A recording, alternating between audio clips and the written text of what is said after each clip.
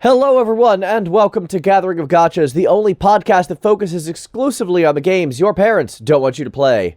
I'm Galen, the sound guy Firestone. I'm Kite. And I'm Ranakel. And our special guest today is nobody, it's just us three. Just us three today. It's just the three of us, and it appears that this week, I think we already know what's this week is all about. Do we? What is this week all about, Kate? Well, let's... Oh boy. Come on, you can't do a lead up and your not follow words. about it. Well, fine. Yep, we're supposed to be celebrating Valentines this week, but apparently yours truly doesn't have a date. Well, neither do I, but you don't hear me complaining about it. Same. I'm happy that people got a way to celebrate their love. Yeah, I even got interviewed on the street once about what were my plans for the Valentines. Still didn't have anyone in my life at the time. It was a little bit awkward, but in good nature. Well, love is in the air for you guys around. Hope you had a really wonderful Valentine's this coming week. But for now, let's talk about something that is much more anticipating than giving chocolates to your loved ones or someone I'm very not dear. sure that's true. I'm sure a lot of people anticipate Valentine's more than the arrival of FF4 units, but we love them all the same. Yep, Yeah. Final Fantasy Brave Exvius Global time. Let's hear it. Let's go ahead and talk about it. So we have our FF4 event. We have Cecil and Palom and Porom. Cecil is probably the best magic tank in the game right now, but the TLDR on him absolutely. is he's not They are... better enough compared to Charlotte to justify a hard pull if you already have her. I mean, yeah, it's true. The leap isn't exactly revolutionary, but if either you don't have any specific objective or you really want to push through a trail and you just can't quite yet, 75% magic mitigation is for 2 turns is nothing to scoff at. No. Obviously, he's quite good. Again, he is the best magic tank in the game right now. Yes. I just still He's kind of also have to... He's also Yeah. multi-purpose because he can break, heal, revive, buff. But all of these Stomachs are have a good only turn, really. all of these are only available if you have him as a 7-star. As a 6-star, he's just magic covering and nothing else. So his true potential really lies on 7-star. If you're I going mean, to that's invest in him. far true as of I'm like every base concerned, 5 unit in the the game 6-star right now. I units don't think anybody is going to barely be are useful even a 6. concern anymore. Yeah. Because, especially with the ability to UOC prisms right away. Yeah, Mm-hmm. That's one big thing about we have right now, which is really great. If you lack the dupes, not enough summoning tickets, lapis, etc., you can just get your select summon tickets in exchange for his prism, no problem. If you don't have any good tier magic tank, if for some reason you didn't get Charlotte or even some of the limited time units that we got, Oh yeah, I'd absolutely. say he's the best choice. Yeah, he's And then certainly again- a leap.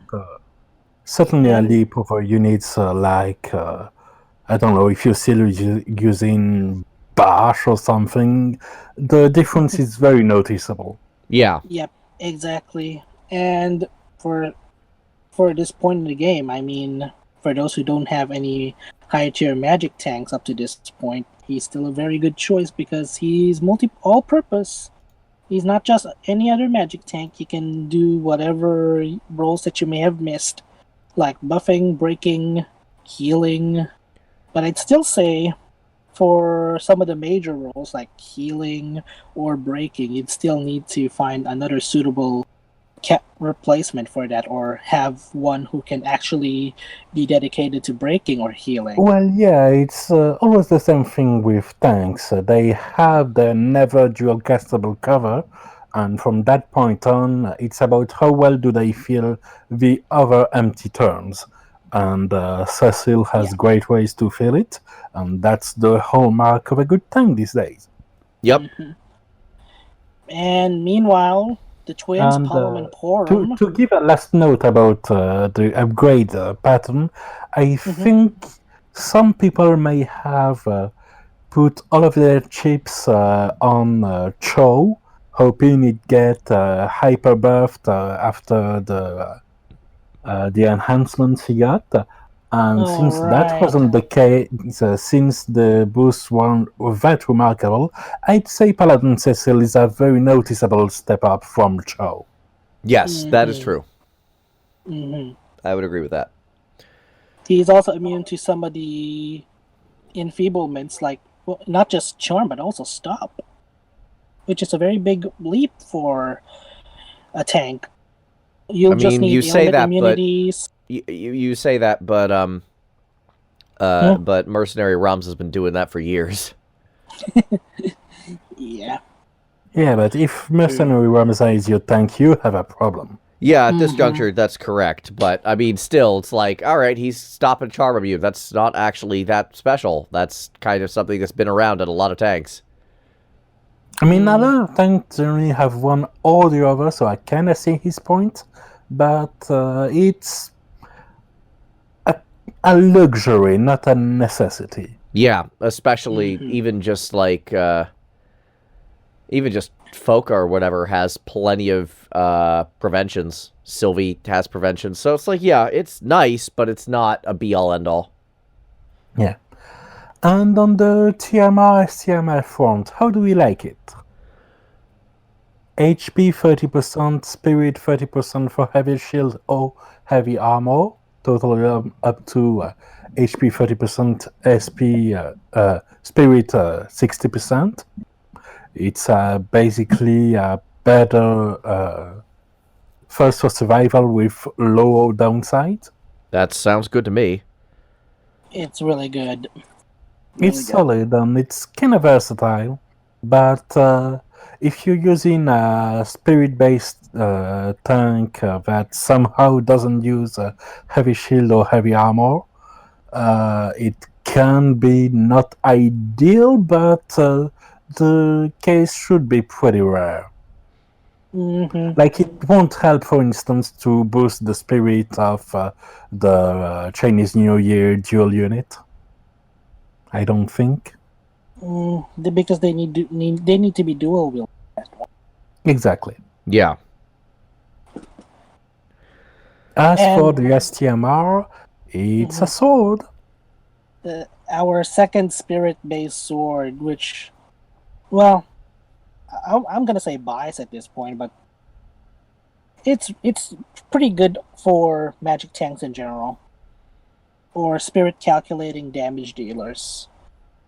So yeah, 85 attacks, 165 spirit, and 20% spirit boost. It's okay, but it's not exciting. You know what I mean?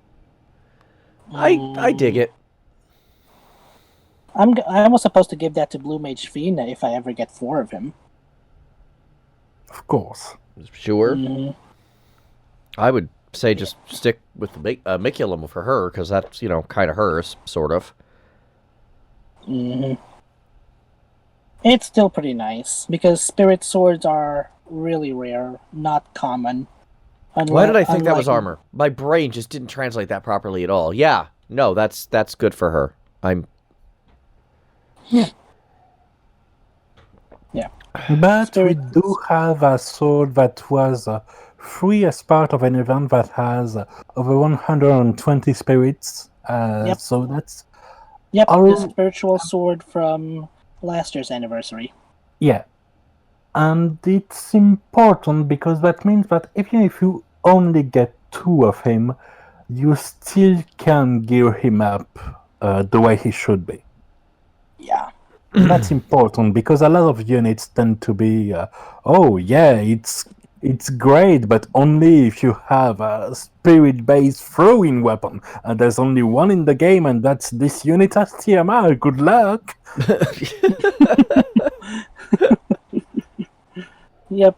some of the good stuff in Global are just too overpowered to be very rare. So But I that's kind of why. like the unusual units with the tricky Yeah. builds. Yep. I do that all the time. Anyway, So, yes. Shall we next up, move on to Palom and Porom? Sure. they got a global upgrade. So apparently, Yes. their fire-based chaining attack is now chainable with Chaos Wave Awakened. Nice. That's it for the upgrade. Thank you very Yep. much. Yep, that's the only upgrade. That's the only upgrade that they get. Yeah. It's And still pretty locked to a single element, fire. Mm-hmm. Yep. It's only fire. Except for the limit break, which is fire, ice, and lightning at the same time. Which is great if you're up against something that's weak to those 3 elements, I guess? I don't know. Yeah, and let's But not that floss up. That's dependable. not going to be the Not that time. dependable. No, Yeah. not dependable at all. I didn't like them at FF4. I don't like them now. Yeah. But hey, they can tornado chain with literal tornado. Yay! Enjoy the sweet 2.5x modifiers. See, they're not locked to fire only. Yeah, they're pretty basic. Yeah, they're not like... Yep. Despite that they're limited time in the Japanese version, they're still pretty in the global version despite they're permanently summonable. Yeah, So I in don't the find it game they're from, really one is a black mage and the other is a healer. But the healer aspect here we have Ga. That's not really cutting it these days. I think Paladin Cecil is a better healer than a dual unit that has a literal healer in it. That says yeah, an awful lot, to be perfectly honest. exactly. No doubt. So That yeah, says and an on awful the lot. equipment front, TMR is a materia which has 50% unconditional magic, and on top of that, some MP 20% and free LB gauge. The LB gauge alone, free is a lot on a materia slot. Yeah. Honestly, that TMR is really, really solid. Yeah, like if you have one Palom and Porom, you're not too sad. The second, you're like, could I have a better unit? Yeah. As for the STMR, it's a 70% resist fire robe. Oh, it has stats too, but it's mostly 70% resist fire. Yeah. No, its magic stats are decent. It's not bad, but yes. 68 spirit, 100 MP and as 100 well. MP. Oh, Spirit. Why did I think that was Mage? My brain read Mage Well, instead of there's MP. both. My God, what is wrong with me today? There's 70 both. magic, There's both 68 magic and spirit. 100 MP. But then I got it right? Yes. You did got it right. I read this, I took notes, thought my notes were wrong, and now they're right again, and I don't know how to take any of this. Lack of caffeine. I think the answer was in the gesture you made while thinking about it, and the gesture you're making now, at least from my point of view, which is more coffee into your body. Yep. More coffee. Thought so. And before we move on the other unit, I just want to tell some funny thing about last night. I showed it on the server about some unlucky guy who actually wanted, for what I think, it wanted Cecil. Only ended up getting 1, 2, 3, oh boy, 10 Palom and Poroms. Yeah, I remember, I think it was Sato that chased after Radiant Lightning and got 7 Never-Ending Hope. This guy has a bit. Oh boy, my heart. oof. Oof, oof, oof. Watch out, chasing on split banners dangerous. Yeah. Yep, Yeah, it is. there's your limitations and trap banners, y'all. Oh boy, I still remember that awful episode with Sato. Damn. Yeah. RNG is a thing. Very much so. Mm-hmm. So, The other unit is a 4-star base, which is the FF4 version of Sid, which is the literally first playable Sid in the franchise. He's a 4-star base with a bad TMR. Next. Yep. Next. We have the crowning piece of this excellent banner and event about apparently bad white mages. Because we have white mage Rosa. Even as a free unit, you'd think a base 5 Rosa would be good. Yep. She got a lot of her stuff removed, like her MP regens. That was the thing that made her good. Like, old base 3 or base 4, whatever it was, Rosa with the MP regen was ridiculously good back in the day. Yeah. Was one of the she's usable if you're starting out and have literally no healer, but I wouldn't pick her over even Ayaka. Which is really saying something, because Ayaka's basic as hell. Yeah. Ayaka is he's a heal, and my power as a 7-star is a heal with a barrier. Yeah. But at least Ayaka has this uncastable LB that has MP full heal, and meanwhile Rosa, she has literal Kuraja, so that's why I said for a new player at least she's usable. Yeah. But again, that's basically the new player only category. As far as I can tell, there's nothing redeeming about her other than that. Yep. I mean, her Radiant Arrows is a combo attack that uses physical damage, not spirit-based scaling. Yep. That's one of her cons. Yeah. She got a mixture of attack and spirit damages. So that's why 2 of her best abilities or her physical abilities are all attack-based. So that's why building Rosa is a bit... She does have an MP regen skill. She has a 5-turn cooldown, 50% MP regen to all allies. And you can't... Wait, can... Oh yeah, no, you can dual cast it with something else, at least. Okay, I was about to say. I was very worried for a moment. Well, I'm not worried about Rosa at all. We just know she's bad. She's slightly less bad than we thought she was. Guys, I'm just gonna call it. This banner kind of sucks. Yeah, I mean, if there's one decent but largely unnecessary unit and 2 bad ones. But yeah, there's gonna be another one that may potentially suck next month. But first, we haven't talked about one thing about Rosa, which is her equipment, and actually, that's probably the best part. Okay. And for starters, as a fan of Fina, her bow isn't too bad. 140 spirit base, 98 magic, low attack, bonus MP on a 200 weapon. As a TMR, it's not bad. For a free unit, especially. Yeah. No, I'll agree with that. And the accessory is some defense basic stats, as well as 2 LB gauge per turn and 100% LB fill rate. Again, for a free unit, you can get this only if you farm enough, and that's pretty okay. Yep. Yeah, no, that's... If it's worth the 750,000 event currency for the Super Trust move.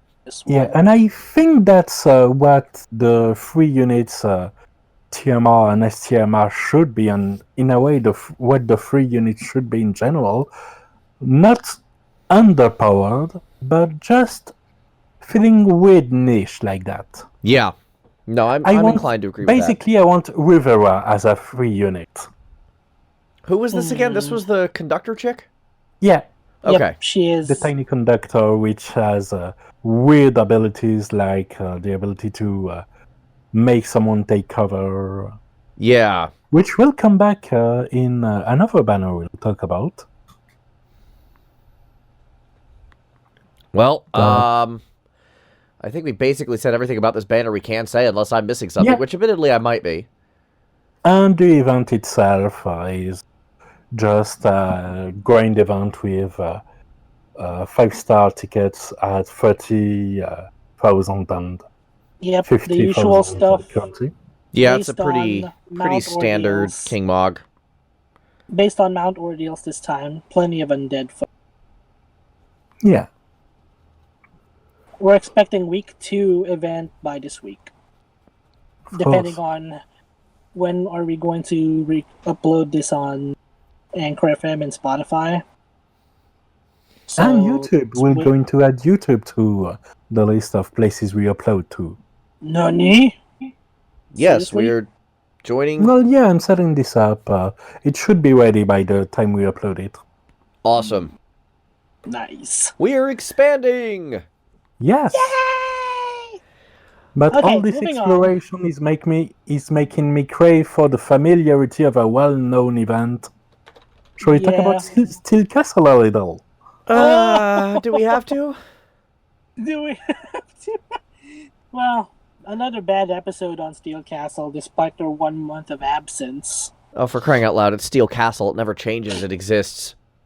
Yeah, but I've kinda been using it a lot, and with purpose. I've been missing it all this time because in the meanwhile I've had a fair. I still haven't gotten a wear modifier on 2 of my main weapons, which is the Inari Broom I'm using for Fina, and the gun I'm using for Mogia. And I've said, as it came, you know what? I'm going to actually fuse the units that give STMR that are weapons. So I've got a lot of upgrading to do. Yep, lots of work for 1 month of absence. I got like a Black Trump card that I got from last December with Ace.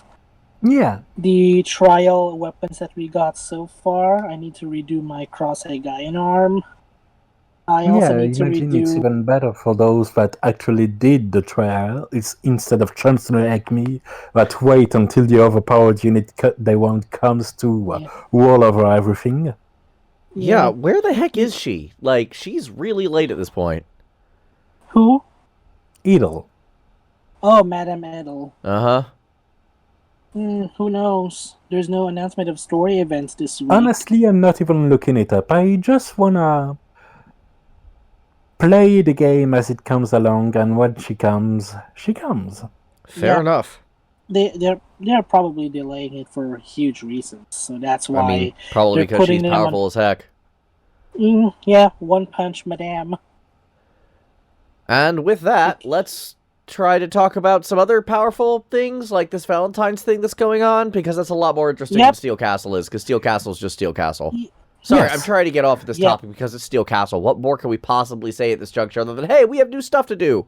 Yeah, and that would have been had we recorded another day, but it just so happens that we're recording on Monday, which means we record in time to have seen an Exvius update video, which already detailed the upcoming Valentines in it. Which we've got the global original duo units of Sighart and Ignacio, and Sakura and Ayaka, which are, according to Shali, they are limited time units. I mean, it's a holiday event. That's not really surprising. Yep. Some units... Well, I think it's good that we already know, because we've had units like the Easter units that aren't limited, or the summer ones, so I like clarity. We have clarity. What else to ask? But apparently, the original Valentines units from the Japanese version, we're also getting them here, which is Sweet Luca and Sweet Nicol. Yep, they are permanent. That's interesting that we're getting like 2 halves of it. Like we're getting the what do you call it? The limited half and then the non-limited half. Like original part. Yeah. And the Japanese part. Yep. One of the ridiculous things about the global original duo units is, in particular, Ayaka and Sakura, to be specific, because they've actually revealed their STMR. It's something that gives you death immunity to anyone who can equip it. Yay! Wait, More wasn't items it with death the immunity, TMR? finally! That's their STMR, Oh, okay. Ayaka and Sakura. But yeah, more items that can provide death immunity is good. Yeah, so that joins the ranks of the safety bit and the... Genji Shield. Genji Shield. Yes, thank you. And then half of Genji armor, I think? That's a 50% death resist? 50% on Genji armor. Yep. Hordex is asking what slot that STMR is. It's an accessory. Accessory. Very nice. Accessory.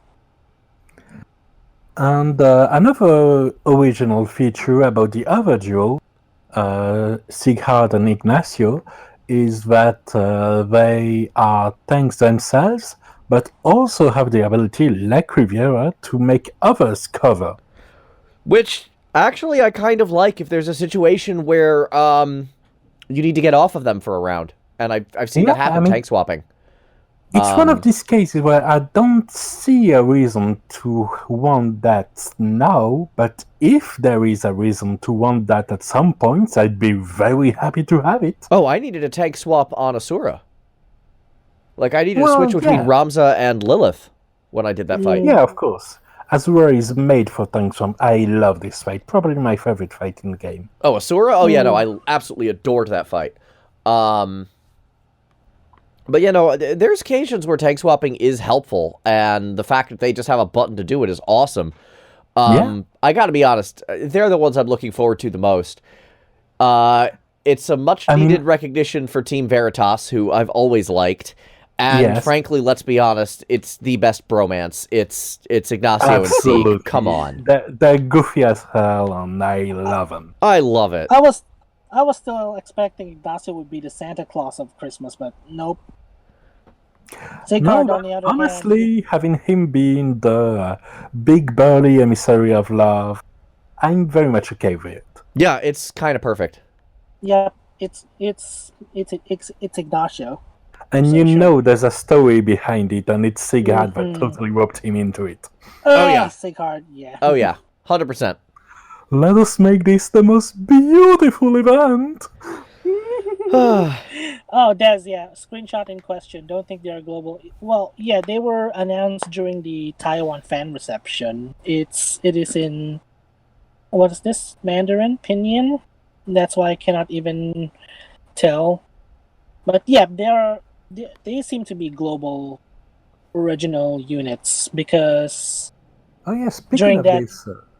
another good thing that has been added to the game, that's going to be added to the game at the time of recording, is a new language support too. Yeah, Indonesian Thai and Indonesian. And Thai, Thailand, yeah. They're gonna get new language options here, so... That's really cool. Expected it's gonna be out this spring, according to the episode that they posted on YouTube.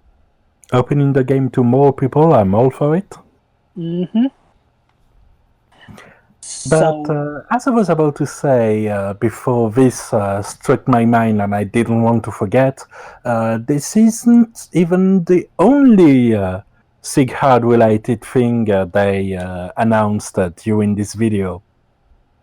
Because there's only new trials that they've talked about, and we have Zeromus as a super series boss battle for FF4, which is neat. The final boss of FF4. And then we have the FFBE Demon Wall, whose designs, of course, is found in the Veritas of the Earth Shield. Yep. It is a damage race trial.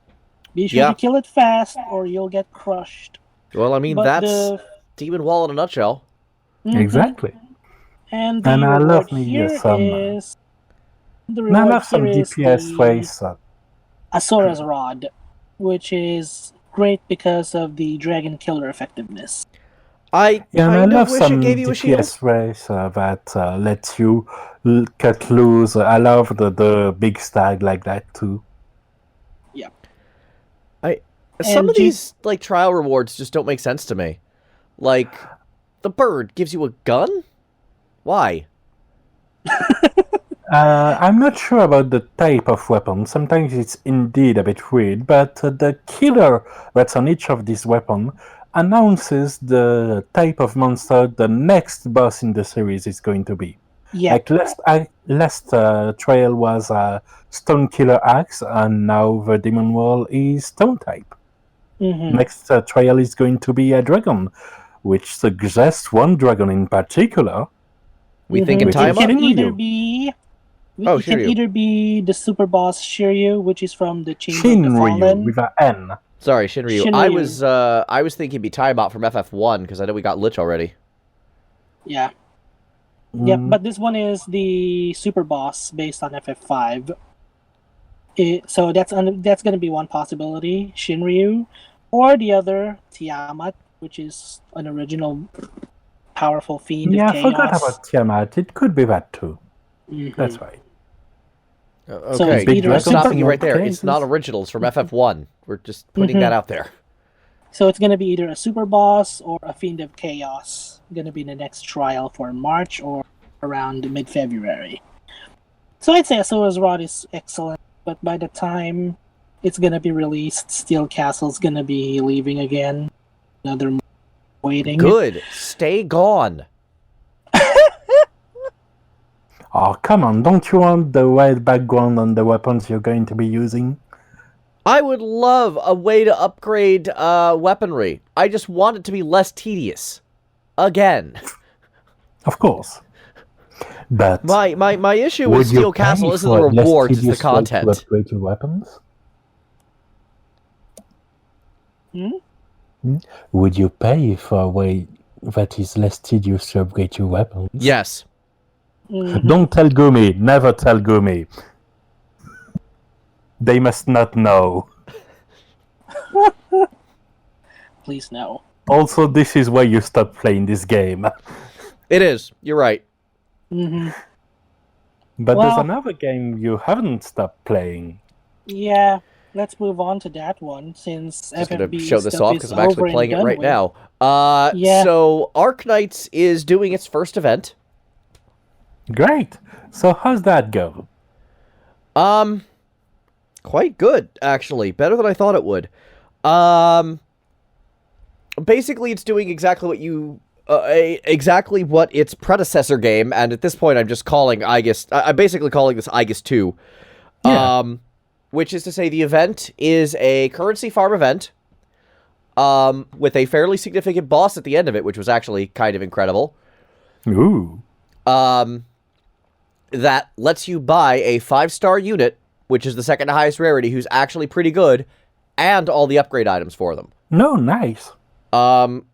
So basically what it boils down to, the way the events work in this game, it's basically just an extra event field, just like the story. You get your story sequences, you get your stages. The trick is with this game, it has 2 features that really make this event actually workable. One, No, do if fail. you fail, you get either all of your stamina back on first try or all but one of your stamina back on every subsequent try. Of course. Which means That's you a can standard feature of experiment. the game. Yeah, it doesn't feel awful if you fail. You can keep going, and it doesn't feel like you've wasted 15 stamina on the hardest stage. You only- Already with this core feature, we're kind of far from the situation that Fate Grand Order had with a hard boss that locked the rewards behind. That would have been great to fight this boss specifically. Yes. Yes, that is very accurate. All right. And what's the second feature? Well, the second feature is the repeat function. Once, when you beat a stage without using a friend unit with 3 stars, it basically records how you did it and when things come out. So you don't have to manually do it anymore. You just hit a button and it just repeats your last strategy and it works. Huh. So you can just chain the stage once you've cracked the code, you can Yep. chain the stage. And I'm just going to show this off. I'm not touching anything, and people are just showing up and spawning and despawning as I did it in my winning attempt, and they're just doing things. That sounds like a great function. It's great that it's free too. I mean, it should Yeah. be. What kind of a terrible game would lock that behind a pay function? Okay, I can see that we're going to have a conversation about this later. Yes, we will. Yeah. So the event unit is Grani. She is a 5-star guard. I put that in quotes because guard is a really stupid term in this game that makes no sense. She only has a 1 block. And oh no, sorry, she's not a guard. She's a vanguard, which is not much better, but still. Yeah, basically, it's same. It just has a van attached to it. Easier to drive. She's a cheap 1-star, not cheap 1-star, cheap block 1 unit with a actually fairly high attack, who has a really cool skill that reduces her attack range, turns her into a block 2, and basically turns her into a samurai. She attacks both of the things she hits at once, with a big boost to attack and defense. Again, for a free unit, she's actually awesome. Like, I'm very impressed with how good and capable she is. Yeah, and the other thing about Grani, and I kind of forgot about her, is that she gets a deploy point when she defeats an enemy. This is kind of a mixed bag. And I say that because, one, it encourages you to put her ahead of your tank, which is really weird, because she's as good as she is, she's not going to have better defense than an actual tank. And two, the deploy point is nice and all, but you have people like Zima or Texas who just regain deploy points as you go. So she's very cool. She's a little more niche than... it looks like they took the word Vanguard literally. Yeah, you want to put her out early. And you want to put her out front. And the other thing is she actually gets all of her deploy points back when you retreat her. Not when she dies, but when you actually retreat her. Oh. Well, in French, the word Vanguard seems to be derived from avant-garde, which means literally before the guard. Yes. That actually does make sense. That's funny she works that way. Again, there are other vanguards. I mentioned them: Zima, Texas, Fang, Siege, who you actually want to put behind the tank as kind of a backup and just let them restore deploy points as they go. In most stages, deploy points restore at 1 per second, just naturally throughout the stage. And then there's ways to get more, obviously. But there are some stages where you just flat out do not get deploy points, so you need extra vanguards like this. Which does make Grani quite useful as a result. Yeah. And what's the other units you... The other unit is called Scotty, and she is also a block 1. She is actually a guard this time. And Scotty's whole thing is she has a ridiculous amount of attack.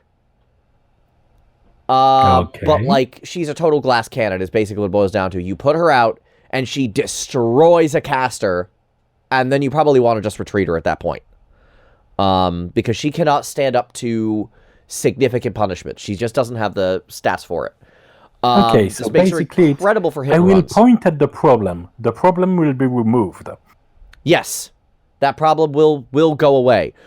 With the notable exception of armored units, and we're about to talk about that, armored units like the boss of this event, Big Bob. Big Bob is awesome. I like that name.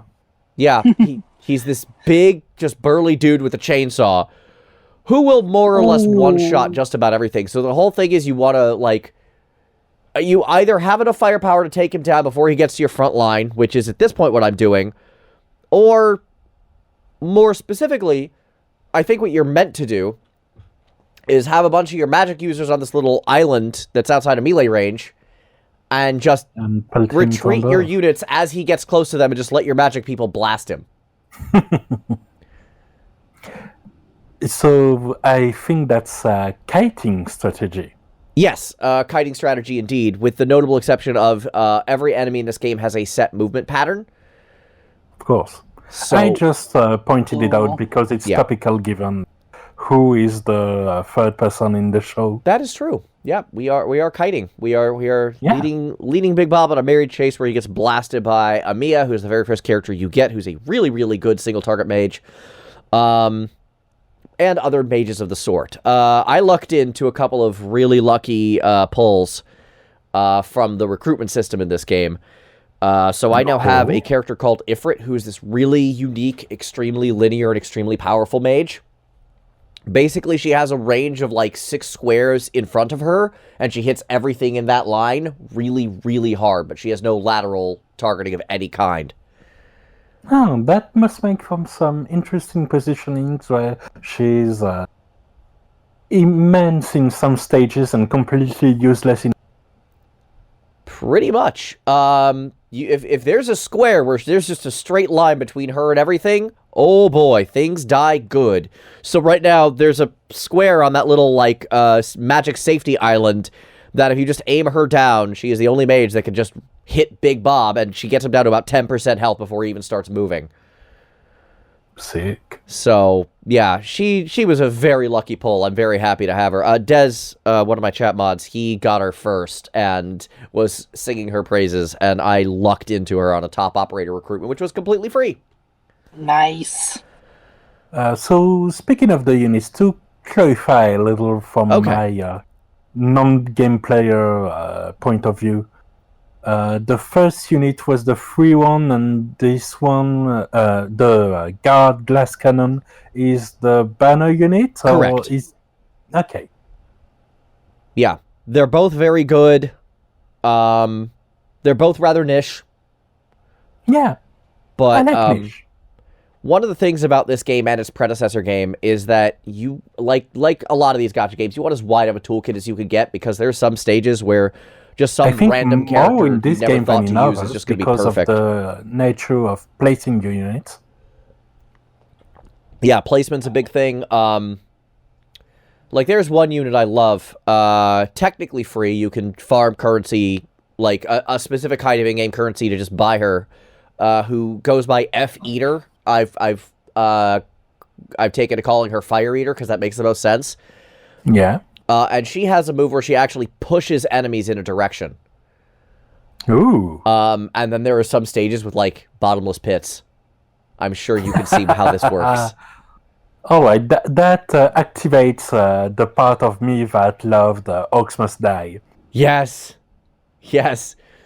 So there's like a couple of stages where Fire Eater, who is good, though she has kind of middling stats, has just basically dominates an entire row of enemies just because she keeps shoving them down a bottomless pit.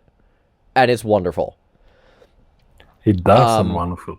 But there's other stages, like this one, where I tried using her, and all she managed to do was knock a sniper out of everyone's attack range. And I'm just like, well, that didn't help. Awkward. Right, so the number of options you have, unit placement is important. Order of unit placement is important, as Dez has said, because mages and snipers will actually target the last unit placed in their range. So you kind of want your squishier stuff out first and then place a tank nearby to protect them, kind of thing. Yeah, from what I'm hearing, I really like this almost puzzle-solving aspect to the game. Yeah, it's a very puzzle-solving kind of thing, which, unlike a lot of gacha games, they encourage, because if you lose or retreat from a stage, you get most of your energy back and can try again, borderline infinitely, until you get it right. Yeah. And if you do crack the code and solve the puzzle, you don't have to do it again. You just push repeat. Unless you're a crazy person like me who redid his strat to include 2 new characters that I wanted to build trust on. Unless that, yes. But it also helps that because you can see everything come out, you can kind of go, okay, this is what I did last time, so I know this works, so I can modify it X, Y, and Z, and you end up getting there a lot faster than, you know, your initial planning phases. Well, all in all, great. I'm glad you're having fun. Yeah, no, this is a fantastic, like a lot fun of players game. are loving it. Yeah, I've spent a grand total of $6. Sounds reasonable. Yeah, I spent it I wouldn't say that's excessive spending, and I'm seeing a lot of good buzz around this game. Yeah, it's really good. I know, Rana, you said you weren't a huge fan of the art style, which is kind of a shame, but that is obviously subjective. But it is a lot of fun to play, and I'm so happy to have this. I'm basically happy to have this game back in my life, because, again, I've been actively comparing it to another game, which at this point, this really just does feel like the sequel to that first game. Great. Yep. And that's about all I really have to say on that. I don't really have anything new to add, so let's go ahead and move it on to Rana with Valkyrie Anatomia. Valkyrie Anatomia indeed, where we're having a bit of content this time at least. Some current, some to come. Okay. So, first things first, we have the Awaken Lenneth Part 2 event, which Okay. is more of an epilogue than really the crux of the event, because it reached a pretty satisfying conclusion beforehand, and I didn't think it would even get a Part 2 of the story. But it's actually kind of a bittersweet epilogue, as I said, about what happens with the lizard homunculus that stayed behind and didn't have lizard's full personality. Interesting. But first, we have a bit of introduction that made me laugh pretty loud about what happened shortly after the last battle. Basically, telling that Silmeria and Alicia, which were summoned from their world, left, basically leaving a message which was "Never talk to me or my house ever again." Which made Odin think, oh, right, I guess they don't like the Odin of their world very much, do they? No. Well, there's some good reasons for that. Yes. And I just love that they actually bring this up. And it's a very Alicia thing to only bring it up after the job is finished. Yes. Well, a Silmeria thing to bring it up at all, and an Alicia thing to bring it up after the fact. As for Lizard Homunculus, he's behaving, and he is living with the kids that welcomed him. He gets even his own name, which sounds like a sneeze. Snatcher. Great. Sorry, Snatcher. Gesundheit. Thank you. And basically, he does what Lizard does best. Namely, lock himself into a lab and look sinister. But it turns some things out never change. Yes. But it turns out that he is a different character after all, and that he did it basically because the kids that welcomed him had this really bad opinion about the disappeared father, and Lizard wanted to complete his research to show them what he was working for before he vanishes himself, because homunculuses kinda have this short lifespan thing. Didn't Ranvald fix that, though? For himself, to a degree. But it turns out in this case, all he can do is extend his life a little bit, long enough so he can actually complete his research and discover what the father in question was researching, which was the invention of fireworks. Fireworks? Yeah, fireworks. So they have a seems- fireworks show, and then the Snake Star disappears forever. Oh, okay. As I said, kind of bittersweet epilogue. Overall, a pretty nice note. Yeah. Next, we have a nice return to our storyline, because the Awaken Lenneth part really felt like the conclusion of a storyline. And we have other event-exclusive storylines. One of the ones I found the most interesting being the storyline about Arbiter Hrist and Hakurai. Right. And that's what it is. Okay. It is Nebulous Shockwaves, and it is about Arbiter Hrist, this time sending two of her troops, which are her world's version of Angrim and Messina. And they're doing a pretty good job. Messina disguising herself as Lenneth to stab Hakurai, and disguising herself as Hakurai to stab Lenneth, because they've searched for something and divided themselves to cover more ground, which always goes great. Yeah. How is Messina actually good this time? Actually a good unit? I'll come to this. Okay. To finish on the story first, it goes very well for the Hrist side of things. They actually grab Hakurai, and are about to peace out, except Angrim, which sealed the deal in the fight because stabbing Hakuei wasn't enough to stop her. He waits until she wakes up, and because this version of Angrim has common sense and morals, somehow, he asked, "Do you actually plan to join us ever if we basically kidnap you?" And she says no. And then Messina and Angrim start fighting each other even though they're supposed to be in the same camp. Eventually giving enough time for the cavalry to come and split them up, this time forcibly with wind magic, because that's how the good guys split up a team. I mean, that's, humane and effective. I approve.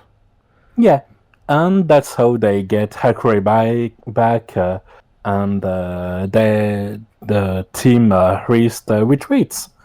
They get berated for the failure, and we also get some insight about two things, which is that Hrist is doing it possibly as a reason that could lead to her saving her current world. I mean, that makes sense. Yeah, because every time we see a picture of her current world is full of this purple mist and generally looks horrible even by this game standard. Yeah. And the other thing is that there's a reason it's specifically Hakuei they want and nothing else. We don't know what this reason is yet, but it's good to know that this weird fixation isn't just Hrist being a salty loser. Yeah. If Hakurei's actually the mission, then that makes a lot more sense. Yeah, and I like when things make sense. Me too. Now about the unit themselves. Darkness Messina is a good ice elemental mage. Yes. Wait, she's called Darkness, but she's an ice mage. Yes. Okay. But only her second attack is ice element, and it's called Poison Lance. Yes, I am also confused. This makes no sense. At least a Purified Soul is absolute zero. That makes sense. That works. That's acceptable. Yeah. But the rest is confusing. Yeah. But the attacks that aren't Poison Lance are non-elemental, which means that you can gear her up with, say, Fire Staff, and have some weakness exploitation against bosses that are weak to fire, which is pretty unusual for mages. Yeah. So as long as you have a good ice word from when you actually need the ice element, she's pretty good like that. Okay. Another interesting things that make her actually pretty unique is that all of her attacks, without exception, are launchers. Meaning that it's great for the missions that require you to keep juggling an enemy for 8 seconds. Oh god, I hate those missions. So that sounds like she actually makes that a lot more reasonable. Yeah. And she has a pretty reasonable hit count to start with.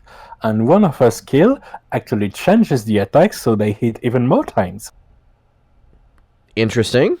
Yeah, and she has the war power to back it up, so she's a very solid unit overall, probably one of the best mages. I'm very impressed by this. I'm so used to this game just hating Messina.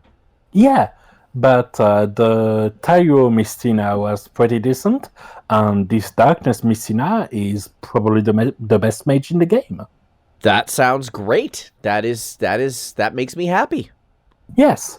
And then we have Fang Warrior Angrim. New Angrim, always good. His design is strange physically because he wears this very heavy-looking armor with interlocking plates everywhere except the very optional body parts that are his chest and his head.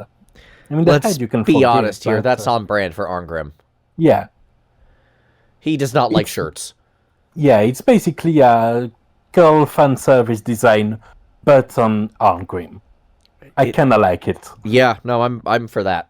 Equal opportunity fan service for the win. Yep, all good. As for his role, he is just a better Angrim. Okay. Also fire element, also great sword user, also using his role as a tank, especially when he has his orb, because that's where the draw attack is. And his main difference is that he has more stack, like 3 times the OG Arngrim attack. Well, OG Arngrim was like literally practically one of the first first characters you could unit get, in if not Havana. the first character you could get. Yeah, he's one of the OG 4 with Rufus, Alicia, and Sadamitsu. Right. So now you have an Arngrim with great stats. All you could ask for, really. Very okay with that. Yeah, that sounds good. And while we're on the topic of your favorites, we had Mistina, and now we have Breath of the Beast, which features Alfio, which is not one of your favorites. No. And Aelia, which she definitely is.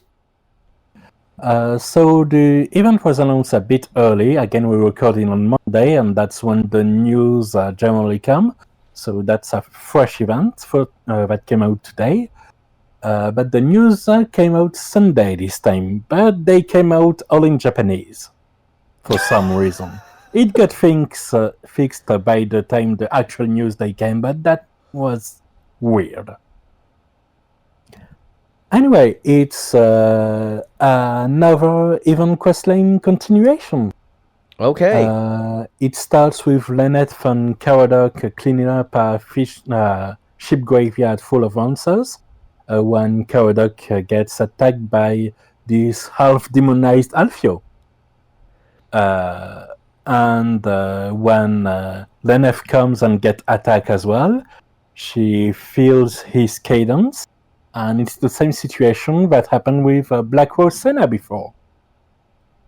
Now the problem with that, compared to Black Rose Senna, is that Senna was literally the first 3 units you get in the game besides Lenneth. Right. Alfio is a gacha unit that not everybody that's incorrect. has. Jean was. So when you get the 3 chapters that are his alternate story where things went horribly wrong, you don't necessarily have his actual story for comparison. Huh. So it's a bit weird, and unless you have him, the only really relevant story bit you have is by the end, where he gets repelled by Caradoc and Lenneth, and then offed by a silhouette, and we don't know who it is, but the silhouette is exactly the same as the new Aelia unit, so that's probably Aelia that's behind it. Right either on. as a mastermind or more likely as the muscle of whoever is making these people with horrible, tragic, alternate stories take pact with them and attempt to murder Lenneth in chain. Huh. That doesn't sound very Aelia-like, but then again, this is an alternate universe version, apparently, so I guess that... Now, on the unit side of things, we have Demon Alfia, of course. He uses an enormous spectral demon claw, so of course he's a bow user, because claws sound like bow. Sure. Like pepper. I don't have any better explanation than that. Yeah, apparently swaths of cloth are just bows now in Valkyrie Land. But interestingly, even though bows are generally hybrid, all of his attacks are physical. Oh, interesting. So he's a physical-only bow user, which means he's probably harder to gear. Yeah. But he's got... he sounds usable with stats to back it up. And an interesting playstyle. He's a bit of a berserker of sorts. Okay. Which is that he has a draw attack, but it's not to reduce damage, it's to take the damage to himself and increase the damage of his future attacks. That's... I don't know how good it is, but it's interesting. That's risky, is what that is.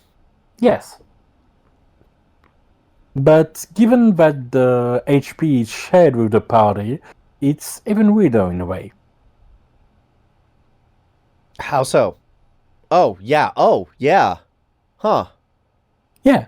The units don't have individual HP. Yeah, I forgot about that for a second. It's been a while. Yeah. That's interesting. And then as for the other units, which already Crimson Dragon Aelia. Here we go. And she's more dragon than ever. And redder than ever. Yeah. And she has this cool animalistic look to her animation, which she's rushing to the enemy on all fours instead of standing upright. Looks pretty brutal. And she's, of course, a fire greatsword user.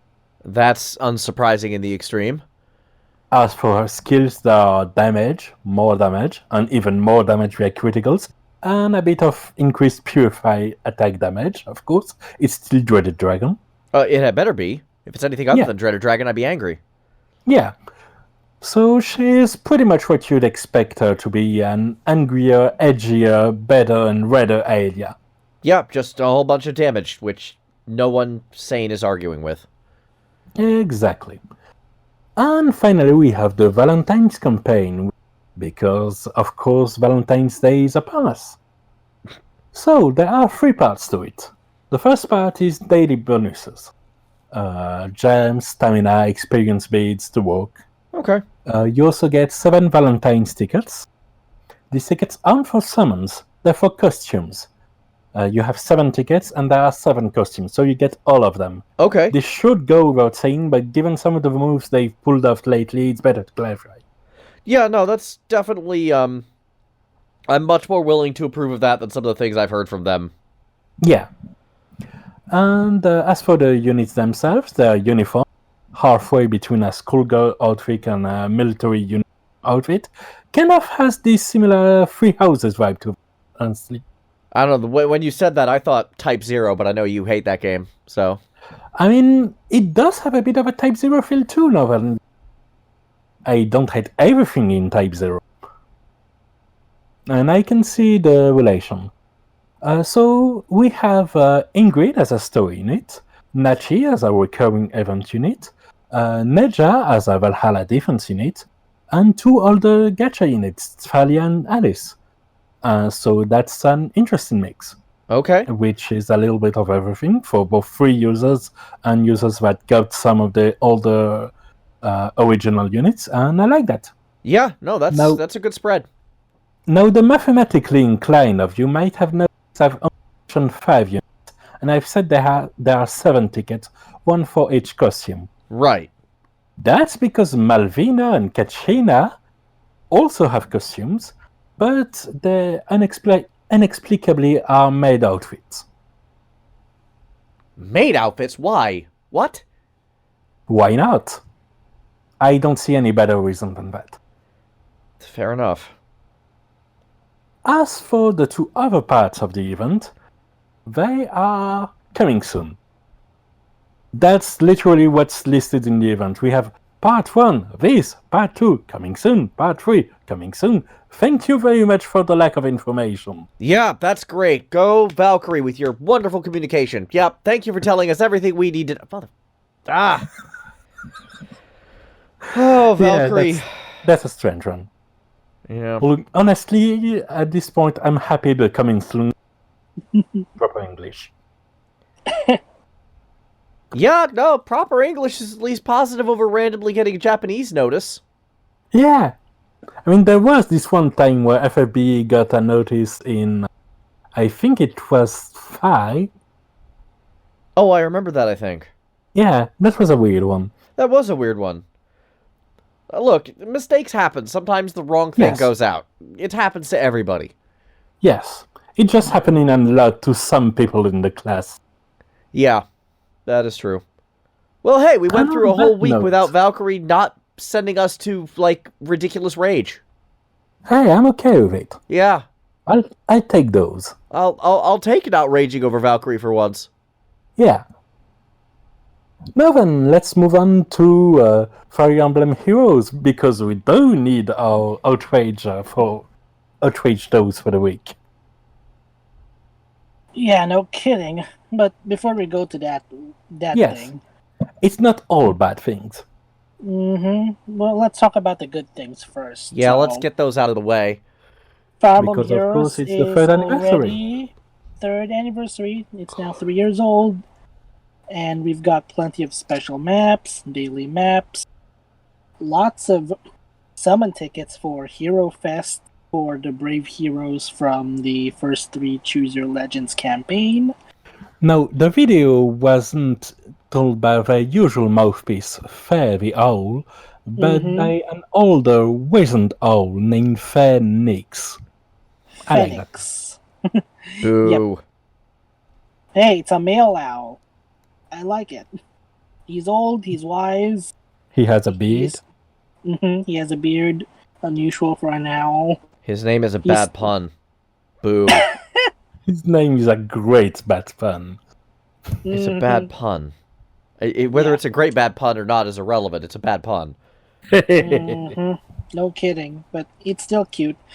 But anyway, the Fate channel that was released last February 1st for the 3rd anniversary has gave a lot of updates, like the special maps, daily bound hero battle maps, some Hero Fest summons for the first 3 Choose Your Legends campaign.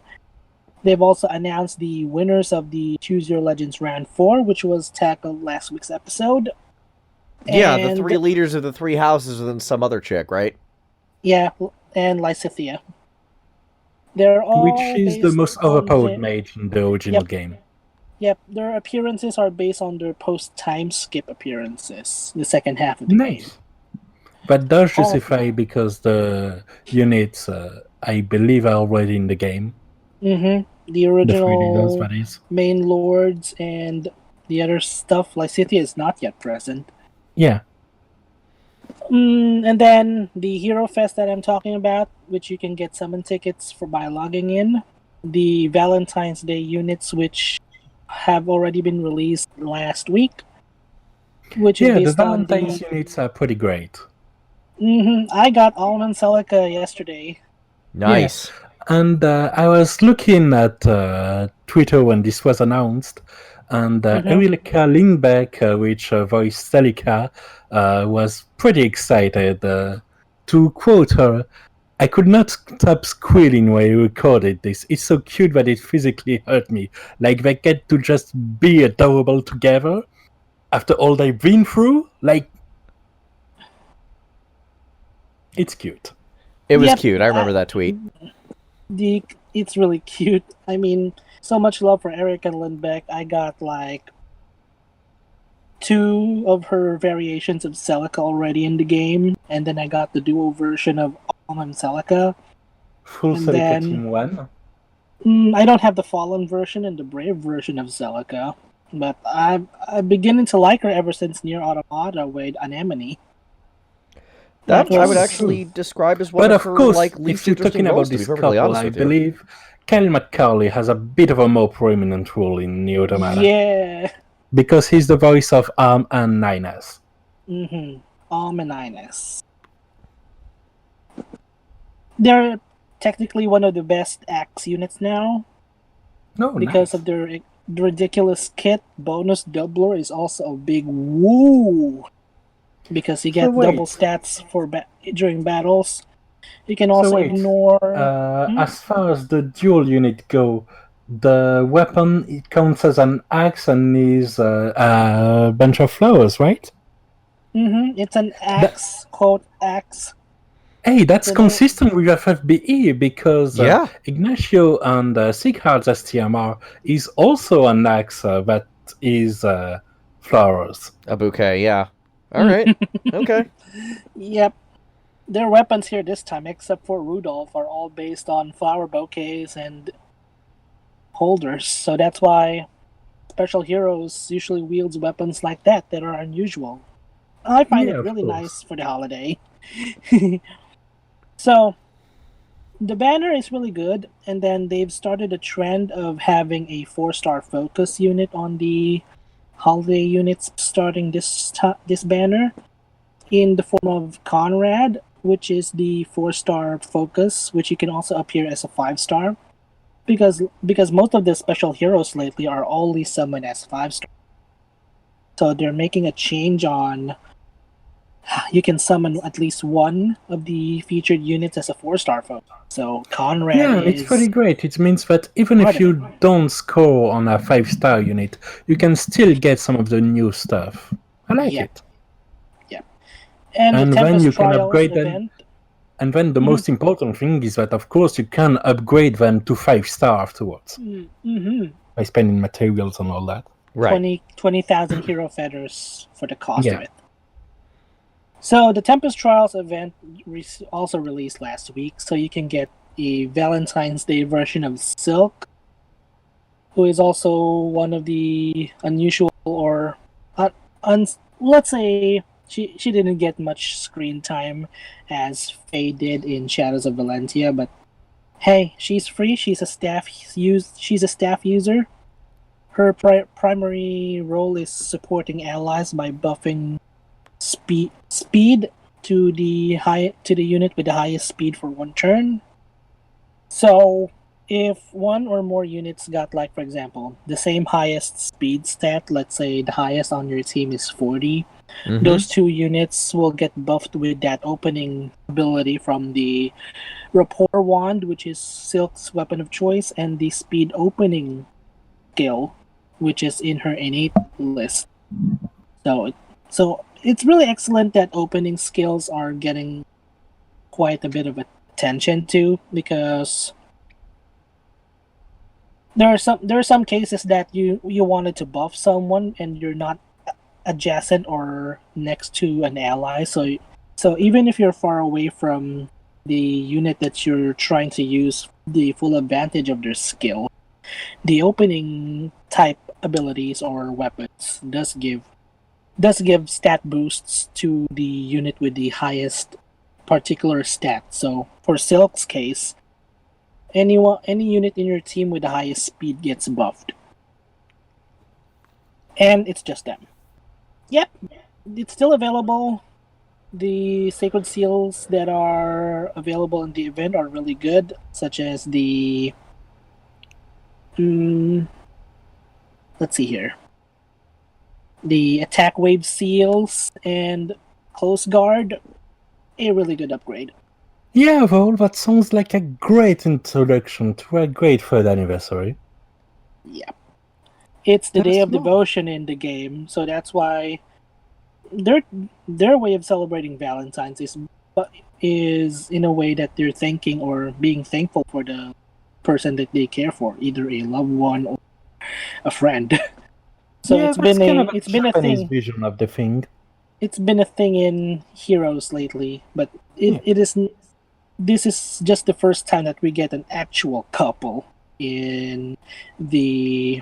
I mean, it makes sense. They've introduced dual unit after the last Valentines, and it would be weird if there wasn't one.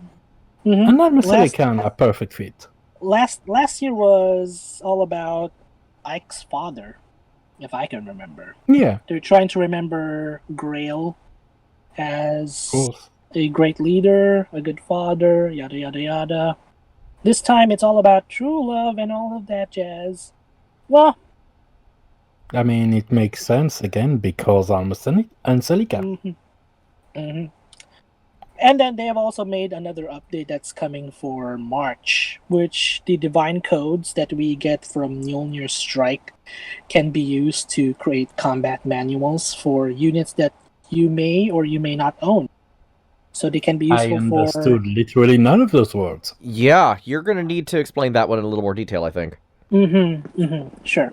So divine codes are, for some of you guys who haven't heard of it yet, was added last December with the opening of, which you can get from Mjolnir Strike, which is a frequently available event where you need to survive a wave of attacks from certain enemy heroes, and you need to win in order to obtain these items called divine codes, which during that time it's still unknown for us on how it works.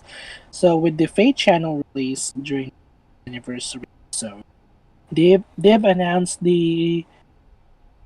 Okay, so divine codes are used to create combat combat manuals are composed of the unit skills that you can use for skill inheritance or unit merges. So, All right, so basically you had a currency since December that you could farm but that had no use yet, and now it has a use, which is to help with the transmission of skills or something like that. or merges. Or merges. So, All right. Now I get it. Thank you very much. You can learn, or you can use the manuals to inherit skills from units you don't own, or save a copy of the manuals for the units that you have for merges. So that limits the amount of times you have to chase for a unit you don't even want because you want to merge it to make the units you actually want more powerful. Is that right? Mm-hmm. Mm-hmm. Great. Mm-hmm. And they're going to release more versions of Divine Codes in the later updates. So that's going to be next March once again. Of course, we have time to wait until it comes.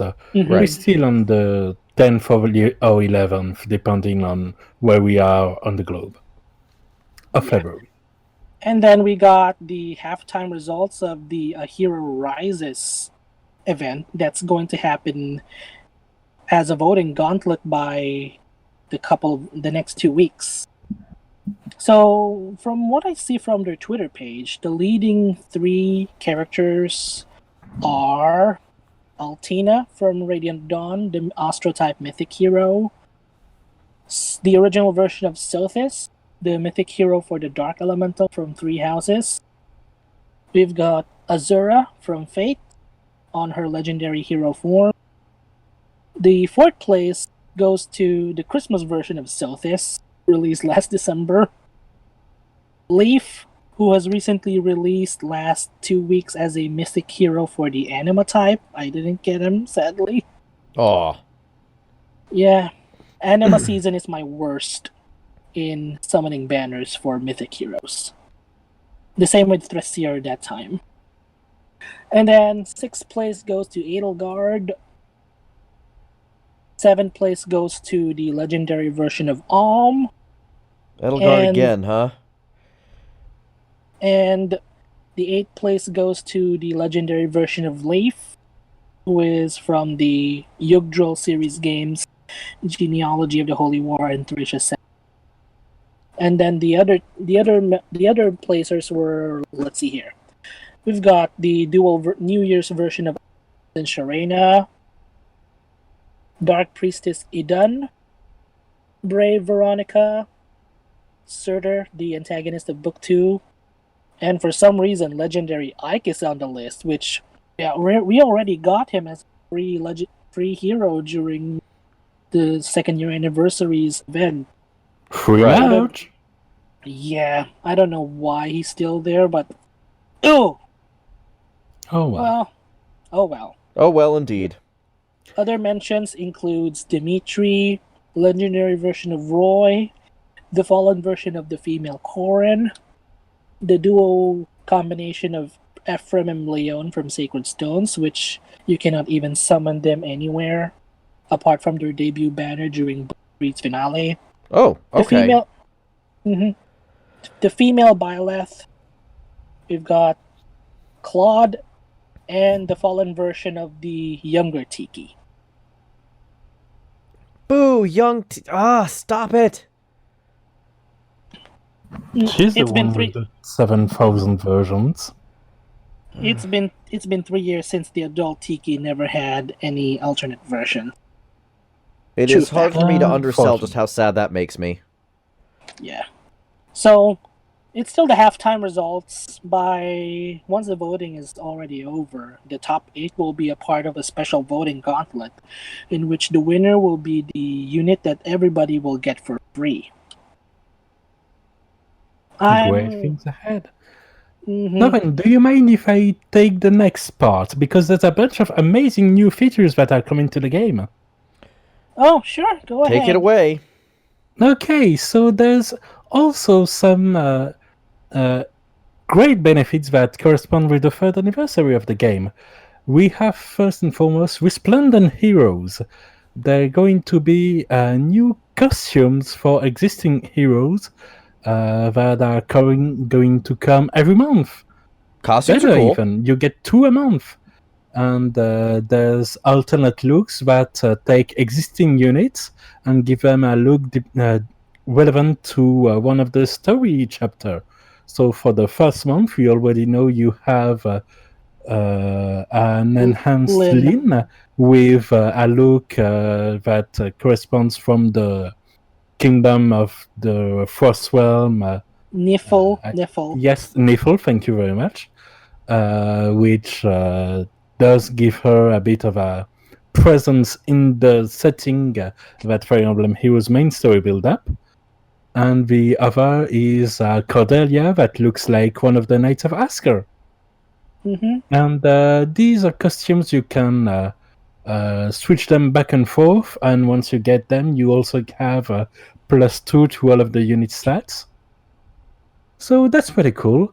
We also have new quests that are coming, which give great rewards, and that are going to be refreshed every month. And we also have expanded summon support, because you have the ability to create bonds with specific units. I mean, normally one specific unit, you can only S-rank a single unit, but now you can S-rank 3 units, because polygamy, I guess. Sure.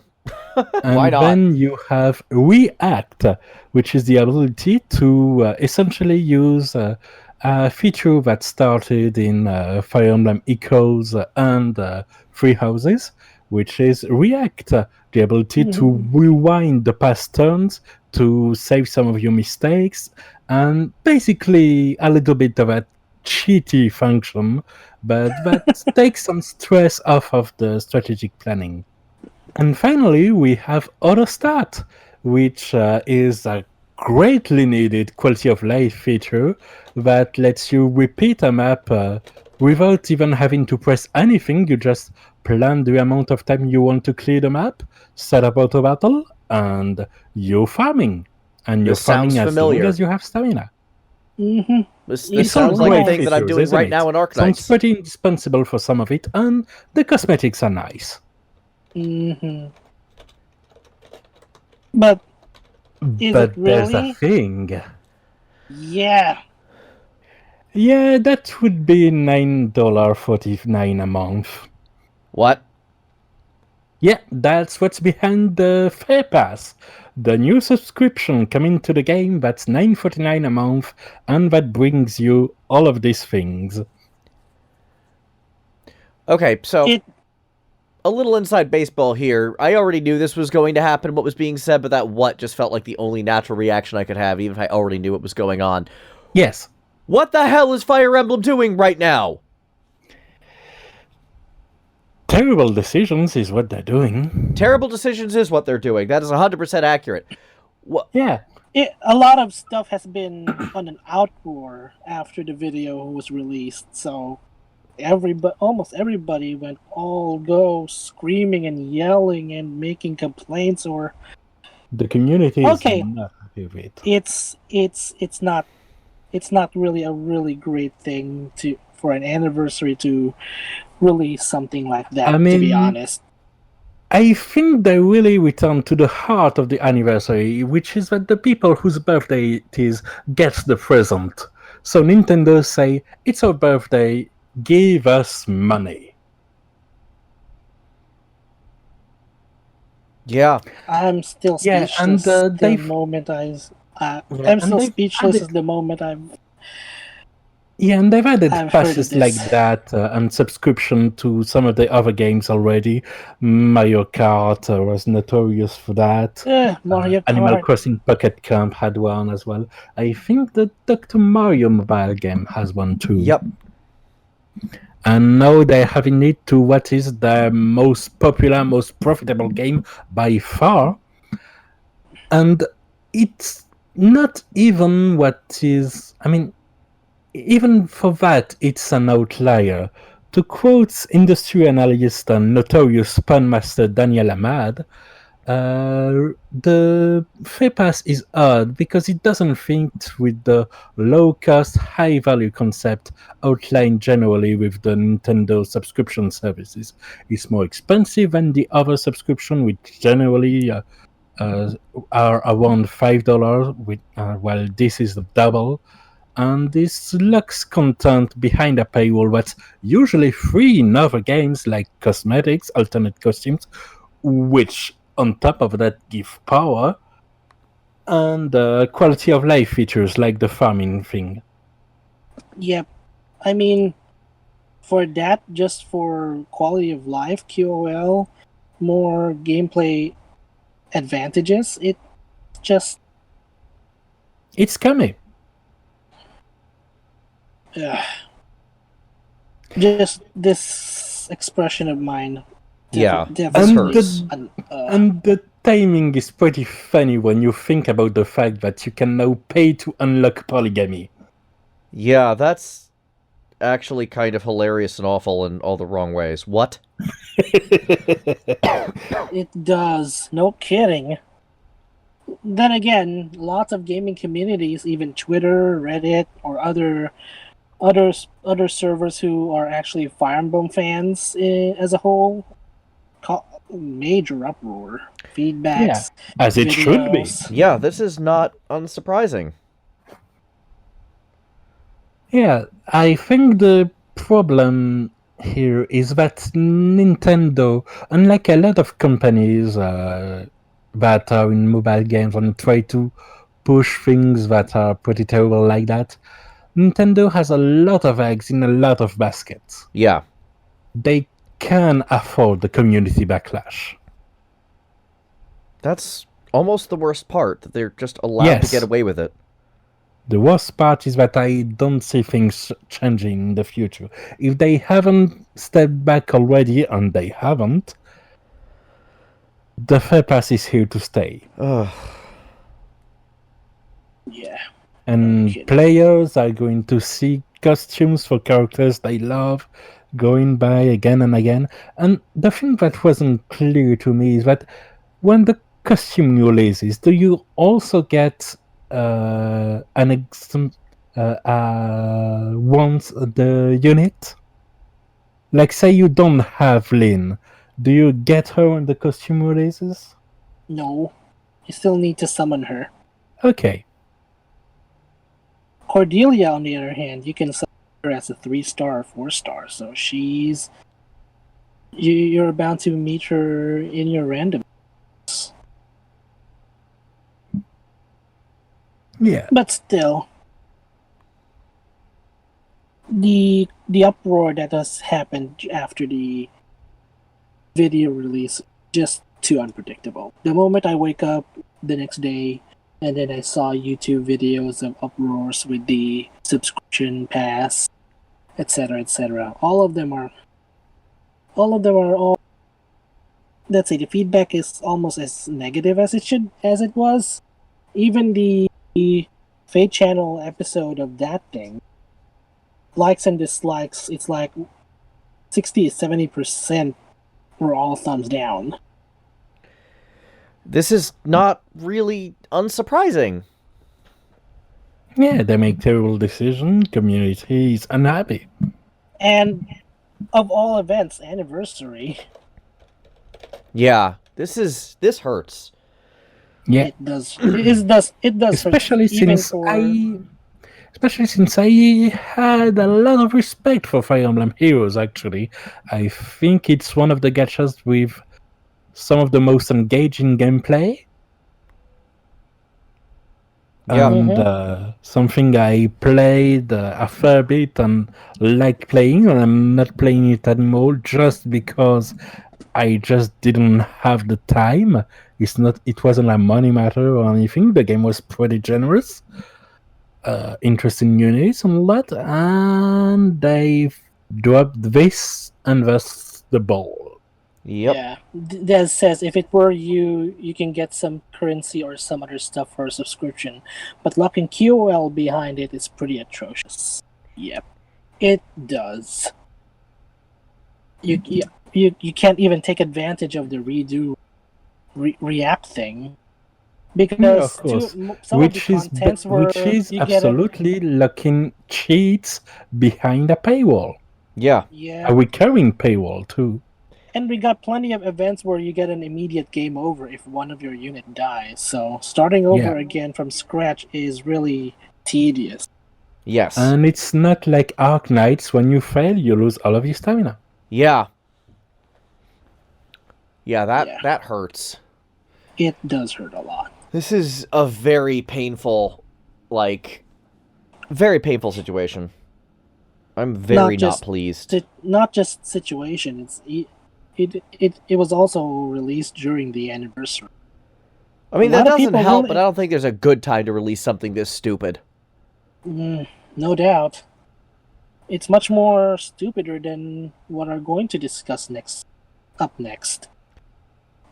So that's probably it for Fire Emblem Heroes this time. So maybe in a week or two I'll get more updates on what's going to happen. Because Yeah, we'll keep an eye on that. surprising But, news, I'm back in the city of Opera Omnia just a couple of days ago. So I'm going to talk about what's happening there next week. I mean, I know that's not the intent and that you're still playing Fire Emblem, but sounds like a good time to jump ship. Yeah. Yep, jump ship, here we go, but I'm still playing. Yay, sarcasm. It's just what it was. We'll just have to deal with it one way or another. Now then, should we get hungry and talk about subscription in gachas in general? I mean, I'm not sure this makes me that angry. I mean, Fire Emblem doing it this wrong certainly does, but as a general purpose, I don't really mind the idea of a subscription service, to be completely frank. Yeah. As an idea in general, I mean, you can say this about a lot of things, but some ways to implement it are perfectly fine. Yeah. Some of the subscriptions stuff that we had in other gachas are... Yeah, Go as on, said please. before, the idea of a subscription is have a reliable input, and in exchange have great value for a low price. Yeah. It puts basically a floor on the people that want to be small spenders. Correct. And I'm just going to throw this out here, once again, gushing about Arknights. Of those $6 I spent, $5 of those dollars were on the subscription for this game. Wow. That is what the subscription has. The subscription gives you just a bunch of free currency over the month. Okay. Just way more So premium it's currency basically than the you model usually of the buy. Fountain of Lapis. Yeah, Yep. basically The for... founder of Lapis, indeed. I'm just going to do some math in my head here. It's 200 a day, 30 days, 6,000. Yeah, that's a free... That is a free 10 pull every month. Not a free, but $5 for 10 pull every month. It's a $5 10 pull every month. Yeah. Ooh, With that nice. said, how much does... I got to actually look up the store, because I pretty much never go to this page. That would cost... Oh, it's all in the yellow currency. About 15 to 20 every... Yeah, plus 6 of the big currency, but really Sorry, the currency in this system is weird. It's like one of the yellow currency is worth 180 of the reds. So there's like a currency exchange in my head that I'm trying to do. It's very interesting and weird. But the short version is, it costs about, basically you're getting, for being patient, you're getting about $20 worth of free, $20 worth of currency for $5 a month. Yeah, and that's generally a model that's pretty solid. Yeah. I know for FFBE, the Fountain of Lapis is very much beloved when it comes, because that's a good deal. Yes. And nothing is locked behind it. It's just, here's a bunch of slow currency. And I kind of feel like that's almost the ideal way of doing it. Yeah. Meanwhile, you have Valkyrie, which kind of skirts the line. It is a much more expensive I monthly think thing. it's on the wrong side of the line for two reasons. One is that it's indeed very expensive. We're talking about subscription that are generally around $5-10. The Feh Pass is $10, which is already a lot for what it offers. The Fountain of Lapis is around $10 as well, I believe. But offers, of course, different kind of things.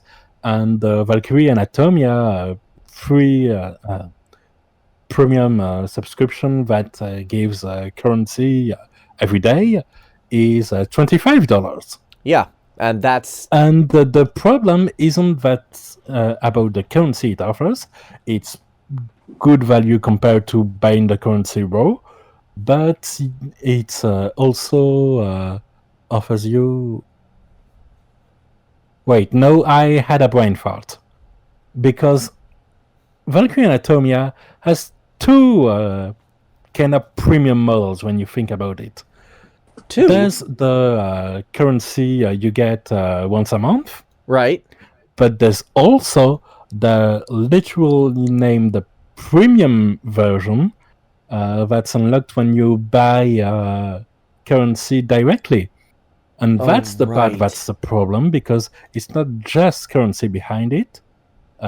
It's the premium version that offers you a quest every day, which lets you grind more easily for experience, and that lets you play the game with a smarter grinding AI and a faster game. Yeah, basically it's doing the same thing we're complaining about Fire Emblem Heroes, though not to the same degree. It's locking quality of life improvements behind a paywall. Yes. It's basically giving you value that lets you save on one of the game resources, which is your literal, actual, real-time free time. Yeah. And that's not the kind of things you should have like behind a paywall. I wholeheartedly agree. Meanwhile, for my case, for some of the other subscriptions that I've experienced, Mobius Final Fantasy is also one of them. There are actually like two types of subscription packages. Okay. The first one being the Mobius gift box, which you can buy for only 3,000 Magicite for a month. Well, that doesn't even sound like it's a real thing, a real subscription, because you're not paying real dollars for it. It sounds like you could just use in-game currency for it. Okay, so my experience with Mobius Final Fantasy, so apart from that Rest in gift peace. box, was the VIP mode of that, because there's actually a subscription QOL behind a paywall. And that's going to only work if you bought at least about, let's say, $20 or $30 worth of currency just for... Yes, but you can also get the currency in-game by literally just waiting. Yeah, right. But what that's are also the one of features that are behind this wall that is inherently more acceptable because of this? Yeah. While Brave Frontier has the daily thing, such as like much death of the Fountain of Wait. You didn't answer. What are the features that are behind the Mobius VIP mode? Oh, the Mobius VIP mode, my bad. Okay, so the benefits of the VIP mode for Mobius was... Let's see, if I can remember, it has skill seed boosts. You can get more skill seeds when doing quests. You have a higher fusion success rate and a higher chance of raising ability levels of ability cards, which is also important because you need to have a stronger ability level to unlock more skills. And remind me, when you try to level up your ability cards level, if you fail, you lose the materials, right? Despite the success rate, you can still get the experience points for them, but the chance of raising ability level still has the applicated rates. Okay. Continue, thank you very much. So that's much about it. While on Brave Frontier, on the other hand, there's also a subscription package which you can only pay for at least $9 or $10, and you can have a 7-day login for rewards such as gems and summon tickets. 9 or 10 for 7 days? Oh, that's awful. That's more of a summon tickets and gems that you can get as rewards there. Yeah, it's basically a bundle purchase with extra step. But as I said, it's kind of these subscription are kind of spending floor for low spenders that still want to put a little in every month with things like the Fountain of Lapis equivalent. But this time it's like they expect the regularity to be once every week and not once every month, or maybe just a way to kickstart the month for some. I suppose it depends on the spending habits, but the fact it depends at all and isn't like a monthly thing's more permissive towards people that try to put a hard cap to how much they want to get in the game. It's iffy to me. Yeah. This weekly thing. I'd be very, very inclined to agree on that. I'll say something. It's still strange to me for FFBE that the Fountain of Lapis isn't a permanent fixture the way it was in, say, Alchemist Code. That has always baffled me. Yeah.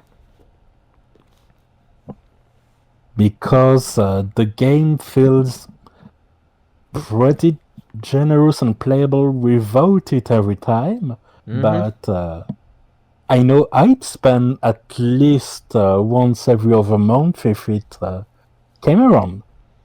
But as it stands, I'm only really spending money in FFBE when there's a really good deal or a fountain-like event. Yeah. Yeah. So that's the kind of money I'd like to give them. I get it. Yeah, and as I've said before when it came to Valkyrie Anatomia, the monthly things, as costly as it was the main way I spent money on that game, treating it essentially as a subscription game. A costly subscription game, Yeah. but a subscription game nonetheless. That Until hurts. they've decided that I didn't spend enough money for them to get the top units, at which point I got huffy myself. Mm, Because I have pride. Mm-hmm. yeah, Mm-hmm. we all got we got our limits once in a while. Exactly. So that's why. And some of the the subscription subscription is a good way, as you said, to set a lower limit for people. You want to make this a hobby you want to get as part of the regulars club, here's a suggestion as to how much you could spend a month. You can spend more, you cannot spend it, because there's no crucial quality of life feature like behind it, Mm-hmm. as it should be. Uh-huh. Yeah. So yeah. Subscription, know how to do it right, Nintendo. Yeah, they need to learn. Mm-hmm. Like all things, there's a right and a wrong way of doing things. I think it's pretty clear that Nintendo has not gotten it even remotely right on their end. Yeah. But what can you do? We can't make them. Yeah, We can't make them change their ways. Doubt. No doubt. At the end, it's business. I mean, who can agree? People will get the Feh Pass. A lot of people will. Mm-hmm. Yep. And Eventually, I feel sorry one for them. day, it does. And for some point, maybe they're gonna forget about it, or sooner or later. Yeah, no, but But it also it's sends, still- honestly, a wrong message when it comes to the game. Like, I know if I wanted to come back to, say, Dragalia Lost, I would really worry about spending money on it, because from one day to another, they could decide, now this new feature we're launching, it's behind a paywall. Yeah. Yeah, exactly. If things are gonna get worse, I don't know about the players in general. If they're going to make it a good thing, a bad thing, or they'd still have the motivation to even devote themselves into playing and supporting their game. Overall, I think the subscription should feel like an option to give towards the game a little bit every month, and not a class of its own where there's the deluxe players and the filthy peasants. Yeah. And I think a lot of these gacha games make a habit of, like, trying to create that class division just to bring in whales and to promote fear of missing out, which I think is really unfortunate. As if the class division between whales and other players didn't happen naturally enough. Yeah, I know, right? Yeah. Yeah. No Well, doubt. I guess the short version is here's hoping someone out there learns their lesson. And there's a better way to do things. And I don't think we're at the point where we know what that is yet, but I think a small subscription is actually a pretty decent way to go about this. Yeah, as long as it doesn't feel mandatory. As long as you don't feel like by not paying the subscription, you're missing out. Yeah. But some people can even do things without having to rely on subscriptions. That said, the only way to make them change is to withhold money, but not enough people are going to do it. No, certainly not. Certainly not. And like, honestly, as of late, don't we have enough subscriptions? Yeah. With the way we watch TV, the way we play some games, the way we now play mobile games, the way we are using our phone at all, the way we're using internet and internet for your console, and that's a lot of subscriptions stacked up one after the other. And it, as a consumer, it feels like there's less and less room for maneuver, less and less room to make my own choice incrementally, discreetly. Yeah. It's just, here is the plan for the month. It's already decided day one, and that's pretty much it.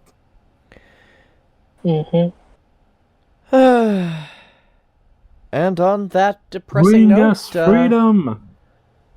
Yeah, on that depressing note, I think that's all the time we have for the week. Thank you guys so much for joining us. We got another comment here from Geisterfoss. Okay. I forgot what it's pronounced.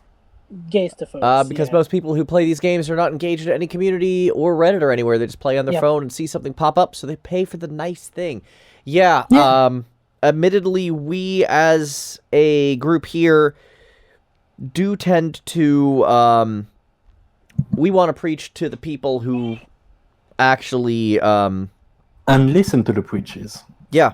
We want to preach to the educated viewer. We want to try to create educated viewers and educated players. Which is funny, because communities in themselves are a way to essentially keep players in your game. I know I probably wouldn't have played FFBE for so long if I didn't have the community aspect to share with it. Yeah, no, 100%. And we are hopefully going to be talking about that again soon. Again, trying to wrangle in a special guest, and we will see how that plays out. But until then, I think that is all the time we have for this week. Thank you guys so much for tuning in. We will be back next week with more of the games you love to hate. Have a good one, y'all. Enjoy your Valentine's Day, everybody.